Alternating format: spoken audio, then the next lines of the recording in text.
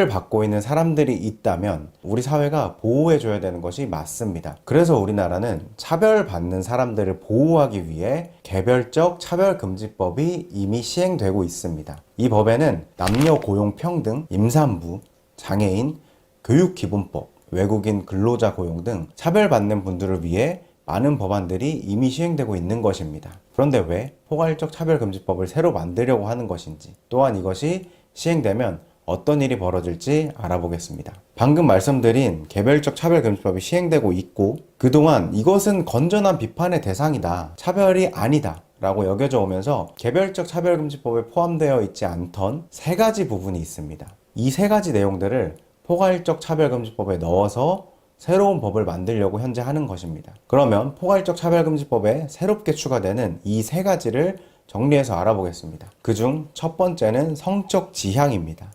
성적 지향은 말 그대로 동성애를 비판하지 못하겠다고 하는 것입니다.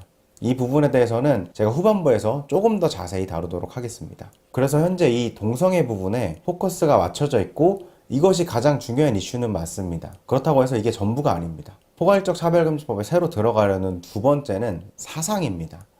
예를 들어 종북 사상을 가진 사람에 대해서 비판을 못하게 되는 것입니다.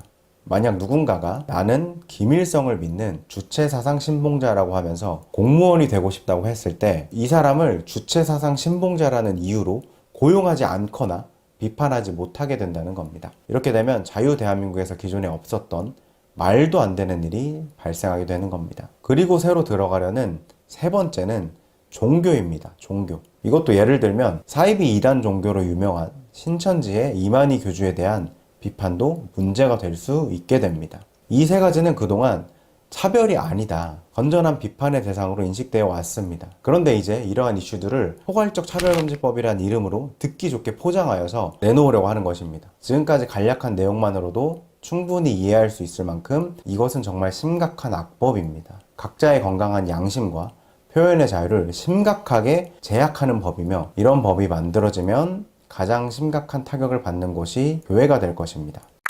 그리고 아까 첫 번째로 말씀드린 동성애 관련 이야기를 좀 더 하자면, 우리나라는 이미 동성애가 불법이 아닙니다. 동성애를 한다고 아무런 처벌을 받지 않고 있으며 이미 사회적 분위기가 동성애에 대해 그런가 보다라고 생각하는 사회 분위기입니다. 자료를 좀 보겠습니다. 국가인권위원회의 통계 자료를 보면 국가인권위원회가 설립될 때부터 지금까지 동성애 때문에 차별당했다고 들어온 건수는 전체 차별 신고 건수의 1.1%에 불과하며, 여기 옆에 보이는 항목인 나 전과자다, 전과 때문에 차별을 받았다고 신고된 건수와 수치가 비슷합니다. 보통 차별 신고가 가장 많은 게 장애, 성희롱, 사회적 신분입니다. 누구나 다 이해할 수 있는 내용들이 가장 많이 신고가 된다는 겁니다. 다시 동성애 관련 이슈인 성적 지향으로 넘어오면 성적 지향 관련 신고가 되고 실제 심사 결과 문제가 있다고 인정된 게 보통 1년에 아예 없거나 많아야 1년에 2건 정도입니다. 2017년 딱 1년 동안만 갑자기 수치가 말도 안 되게 치솟아 올랐는데, 이건 사실 통계적으로도 일반적이지 않다고 표현할 수 있을 만큼 독특한 지표입니다.